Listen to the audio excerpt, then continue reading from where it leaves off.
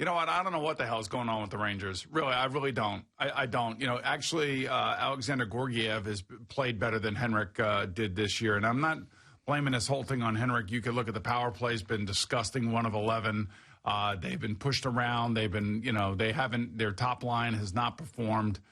So there's a million reasons why. It's just so disappointing that, I think most of us Ranger fans were thinking, all right, look, if we can get past the Hurricanes, great. We make it to the playoffs. I don't necessarily know that we expected to make it to the playoffs, but, around the first of the year, they started to change the way that they played, and a lot of that was due to the young goaltending of Alexander Georgiev and also Shesterkin. Shesterkin was, 10-2, and Georgiev, I think, was 17-14. Henrik had a losing record. And I understand the respect factor. I understand all of that. I'm going to be the first guy in line for the night that we go and honor Henrik and we put his number up in the rafters. He deserves all of that. But, what we have seen is what we have seen a lot of times with a lot of great players. And he reminds me, and I know I'm going to say this, and my friend hates when I say this and I compare him to people. The Eli Manning of hockey. Is that where you're going? No. He's not the Eli Manning. He's the Dan Marino of hockey. Manning. The Dan Marino of hockey? Yes, because unfortunately Dan was the greatest player of his era and couldn't win a Super Bowl. And Henrik at times was the best goalie in times. And really has had a tremendous career for the Rangers. The only reason I say that is because we as Rangers fans adore Henrik. We'll always adore him, much like we do Mike Richter, much like we do Brian Leetch, much like we do Messier, Eddie Giacomin, Jean Rattel, Vic Hatfield, Rod Gilbert. It goes on and on and on and on. We have this love affair with our players, much like I think Yankee fans have a love affair with their players, much like I have a love affair with the Knicks of '69 and the '90s Knicks, just maybe like you do. So it's hard when somebody is not the same player that you remember, and when that player is also playing in a different system, then all of a sudden that player becomes exposed at an advanced age, and that's where we are with Henrik. That's all there is to it. What the hell's going on? I don't know. I wish Shesterkin. This is not the way things work in 2020 with injuries and stuff. What's going on. There's Georgiev is sitting there too, and Georgiev has had a better year than Henrik did. And I'm sorry, and I don't give a damn about hockey. There's a lot of this. Well, they did this against this team, 10 years ago, 5 years ago, 4 years ago. Hey, 5 months ago they were 4-0 against this team.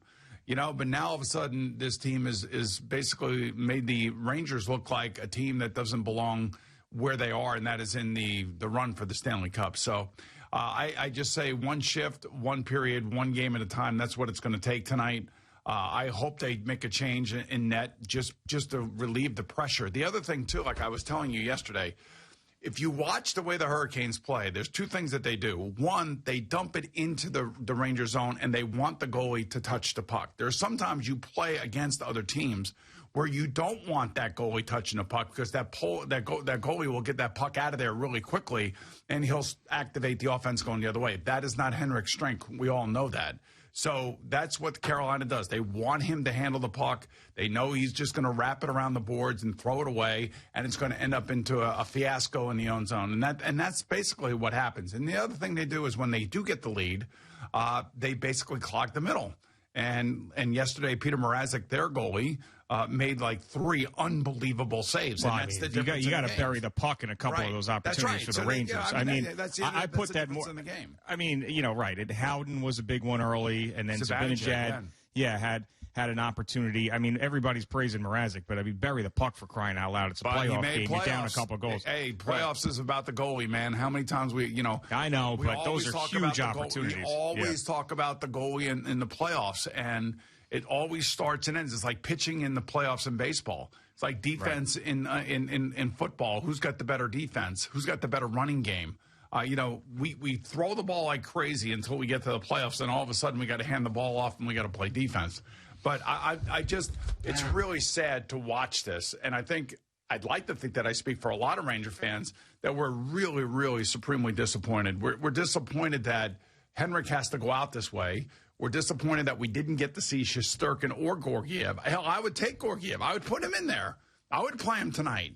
What do you have to lose right now? You have nothing to lose. And then they're talking about, experience, and all. Hey, look, this would have been the year to throw one of these young kids in there. Now, I don't know what's wrong with Shesterkin. He may be serious. He may be really injured. I don't know. I don't know. How can they hide these things these days? Because, like, I know the NHL's always been very cloak and dagger with injuries, but I mean, an unfit to play, you can't just throw that out there. And he's out there, but he's out there practicing. I mean, you want to know why? You want to know why you can do that in the NHL is because people don't bet on the NHL as much as they do the other sports. You can't get away with unfit to play in football. You can't get away with that in golf, even with the way that people gamble on golf these days. Right. Well, it's because nobody's betting on the NHL, so they could just throw a kid out there so he's unfit to play and then give no explanation for what the hell's going on. Well, here's the bad news for the Rangers. In a 5-game series, there's been only one team in 56 tries to come back from a 2-0 deficit, and that is the Islanders in 1985 against the Washington Capitals. So it starts tonight. I would hope that they would put in a different goalie. I mean, honestly, if you put Henrik back out there again and he gives another goal up over his right shoulder, I swear to God, I'm going to throw my TV out the window. Although, I mean, the first one, it snuck right under his armpit for crying out loud. Well, he's having a problem over there on that side. That was the first one the other night, too. So, you expected more from this team. Where are you at right now? You're done. You're throwing your hands up in the air. No, you're done. I'm not done until it's over. I am not done until it's over. See, you're the one who said yesterday the Mets season was over. I told you it still is. Yeah. I told you the Mets season. All they need is a 5-game win streak, and they're right back in the middle of it again. And they started and they got number 1 with their ace last night. What all teams need. And they got 3 guys with all sorts of different tightness.